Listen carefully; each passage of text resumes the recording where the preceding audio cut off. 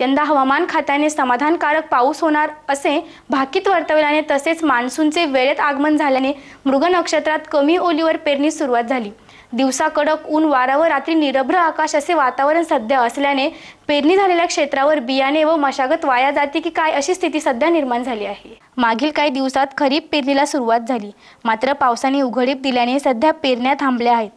खरीप उभा करताना यावर्षी सोसायट्यामध्ये खळखळाट असल्याने उसनवारी करून शेतीची कामे झपाट्याने उरकण्यात आली, पण निसर्ग यावर्षी साथ देणार की नाही अशी स्थिती निर्माण झाली आहे।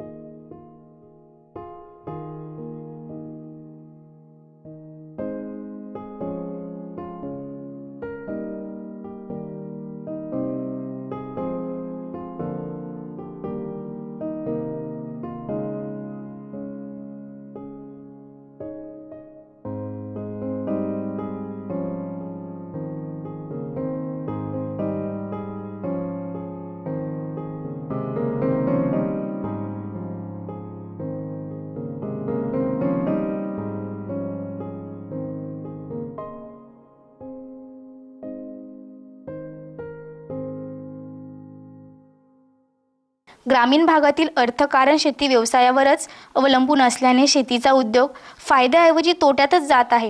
या शेतीच्या पिकावर शेतकऱ्यांनी अनेक वायदे केलेले असतात, हे पूर्ण होत नसल्याने शेतकरी आर्थिक अडचणीत सापडतो।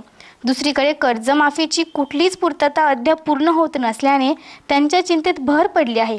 तलाठी कार्यालय, विविध विकास सोसायट्या आदी संस्थेचे उंबरठे झिजवून चक्रा मारून अद्याप काहीच हाती मिळत नसल्याने शेतकरी संकटात सापडला आहे। त्यामुळे परिसरातील शेतकरी वर्ग मोठ्या पावसाची वाट पाहत आहे। SCN न्यूजसाठी अक्षय गायकवाडसह शंतनू कोरडे।